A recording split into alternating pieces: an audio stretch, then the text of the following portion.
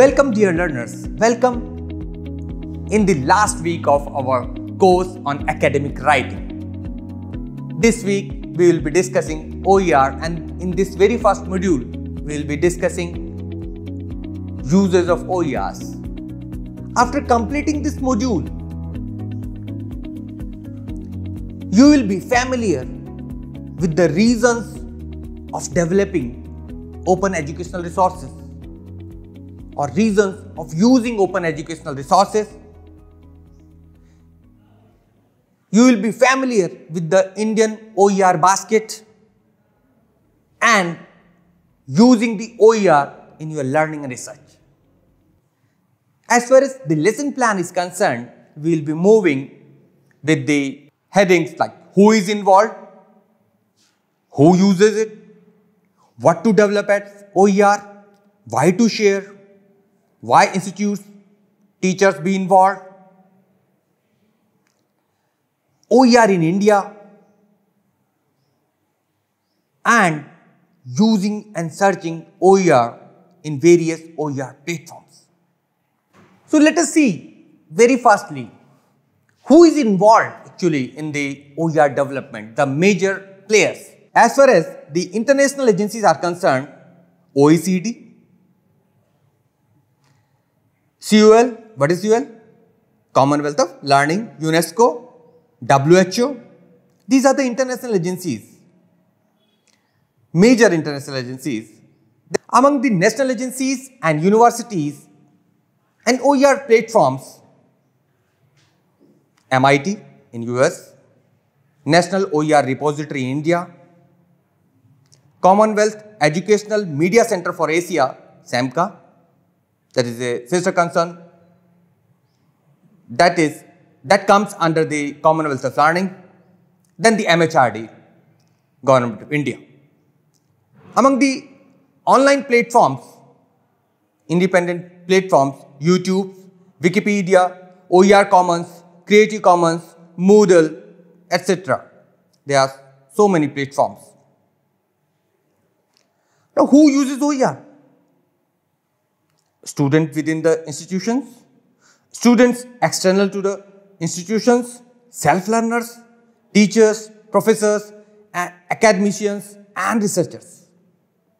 So a wide variety of learners are there, traditional and non-traditional, school going, college going, and who are working or who are just doing their household work. So, it has got the widespread approach, widespread coverage. Now, moving to the types of OERs. Let's discuss what to develop as OER. In brief, it may be course, instructor resource, like in case of MIT, OpenCourseware, Coursera, edX, Moodle, Blackboard, and other kind of service providers. Full distance course module like OpenLearn UK. Course modules, seminars can be developed. Now the learning objects may be developed as OER like images, videos, audio, like video audio you can see in YouTube or other platforms, open textbooks like Wikibooks, journals, DOAJ. OER can be, as we discussed earlier also, as small as an individual picture or as large as an entire course. Whatever you know and which is factually correct can be developed into OER. Now let us discuss why. Why to share? Why it is needed? The OER. In detail we will see each and every aspect. The very first reason to adapt an OER is to address a particular teaching style or learning style, then to adapt for a different grade level, to adapt for a different discipline, to adjust for a different learning environment, to address diversity needs, to address a cultural preference, to support a specific pedagogical need, and to address either a school or a district standardized curriculum.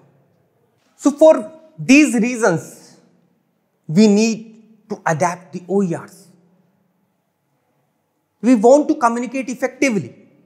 We want to individualize the demand. We want to personalize the demand of the educational material.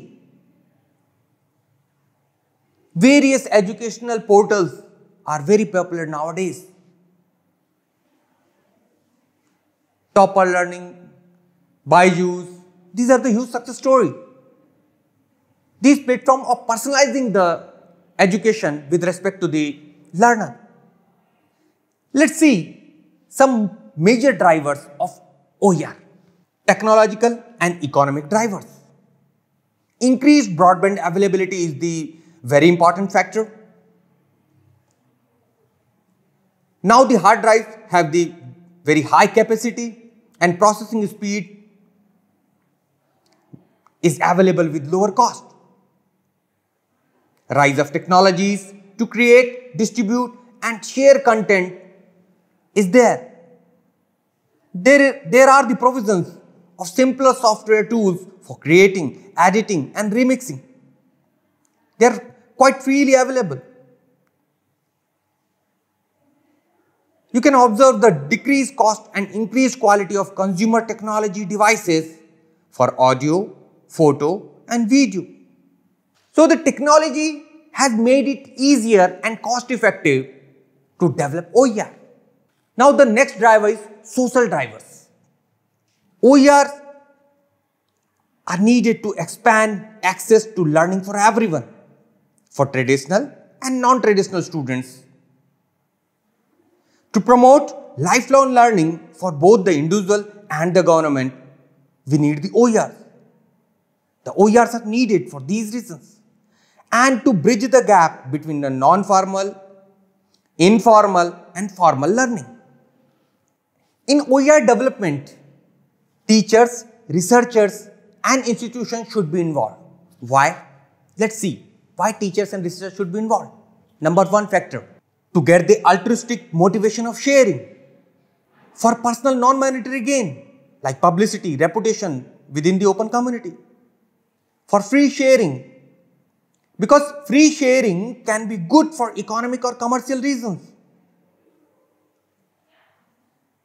Sometimes it is not worth the effort to keep the resources closed. That's why the teachers should keep the resources open.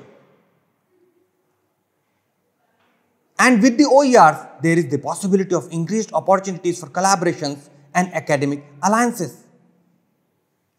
Now, why institutes should be involved? Sharing knowledge is in line with academic traditions and a good thing to do. Educational institutions should leverage taxpayers' money by allowing free sharing and reuse of resources. Quality can be improved and the cost of content developed reduced by sharing and reusing. It is good for the institute's public relation to have an OER project as a showcase for attracting new students. There is a need to look for new cost recovery models as institutions experience growing competition. Open sharing will speed up the development of new learning resources, stimulate internal improvement, innovation and reuse, and help the institution to keep good records of materials and their internal and external use. We discussed why there is a need of adapting OER. We will focus on the Indian OER basket in the next section.